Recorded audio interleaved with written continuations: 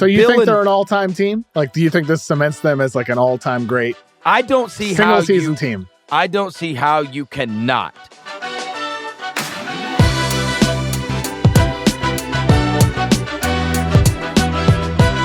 You're going to see, now we look at all those records that we were like, yeah, cool.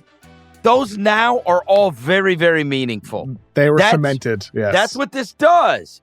It does. So you think they're an all-time team? Like, do you think this cements them as like an all-time great I don't see single season team? I don't see how you cannot, considering, look, in terms of just point differential, and it'll bear itself out after all this is added up as well. But just during the regular season, the 82 games that are played, you had the 71-72 Lakers, the 70-71 Bucks, the 95-96 Bulls, the 16-17 Warriors, and they are fifth in the history of the NBA in point differential for a season with 11.3 was the number. Ahead of the 71-72 Bucks, ahead of the 96-97 Bulls, ahead of one of the great Warriors teams, one of the great Spurs teams. I mean, the numbers are the numbers, man.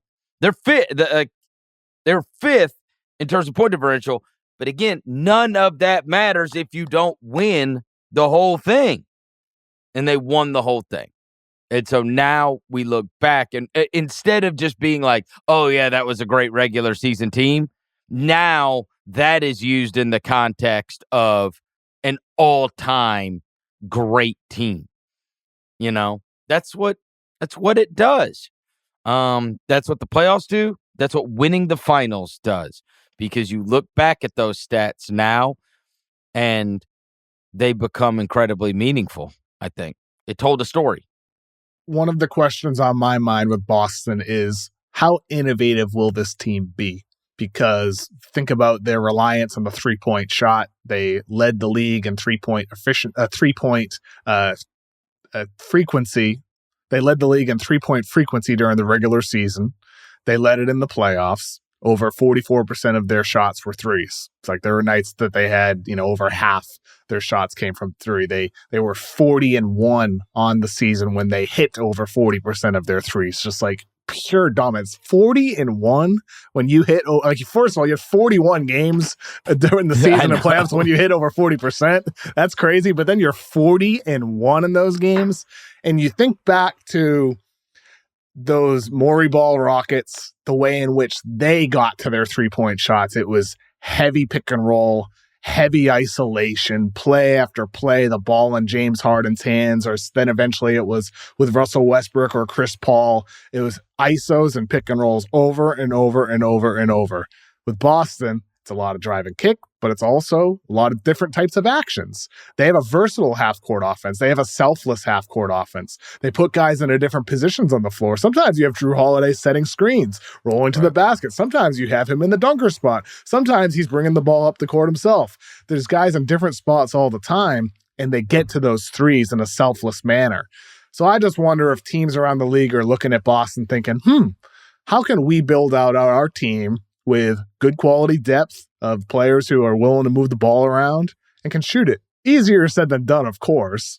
But there's some things that are simple. There are some things that are difficult to achieve, right? The simple thing is they've got two stars. And then I think the real lesson of this team is the type of role players, getting guys, great players, to be role players. Man. That's to be tough. Okay, to sacrifice. That's the brilliance of this Celtics team, man. How do you find those guys all the time? Look, Bill wrote about this 20 years ago in his book with the Isaiah Thomas thing, The Disease of More, right? Everybody wants more. And Brown and Tatum are the guys that, the two J's, everything functions around them.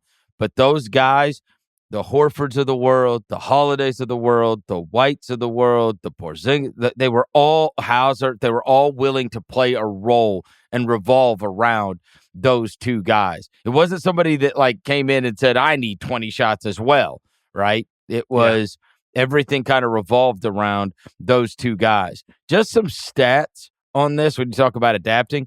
They had I pulled this from the Boston Globe last week when they were going through the different accomplishments of this Boston team. They had the highest offensive rating, 122 points per 100 possessions, since the NBA began documenting full play-by-play in 97-98. So their way worked, Kevin, at least with their personnel. Their way worked with their personnel. That's the trick. When you were saying, do you think other teams are going to do this? We said this with the Warriors. It was at a lower scale. We said this with the Warriors, and what happened is now I watch a lot of basketball with a lot of shitty teams that don't have the personnel to be playing the type of style. There's all kinds of sorry-ass teams that still shoot the 43s in a game. It's crazy, right? Yep. And they don't have the personnel to do it. This team had the personnel to be able to do it. They had the second lowest defensive rating in the league. And they're, and as I mentioned, they were plus 11 on point differential. They scored more points than any other team in Celtics history. They almost scored 10,000 points this year. They won 10 games by 30 points or more, tying the 71-72 Bucks for most all time. They won a record 3 games by 50 or more. Crazy. They won their 21st home games, had an 11-game overall winning streak in which they outscored opponents by an average of 22 points a game.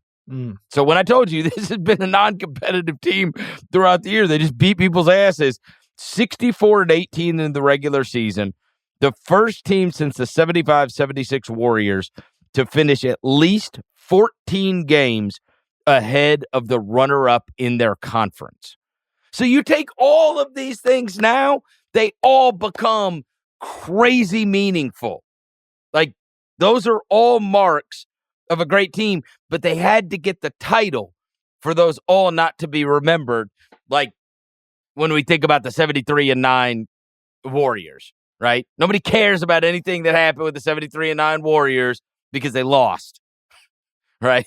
And so with the Celtics, now all of this stuff gets put into perspective, and they were an utterly dominant team the entire year, and then they just wrapped up 16-3 in the playoffs. So, we just got done last season. I remember Denver was 16-4.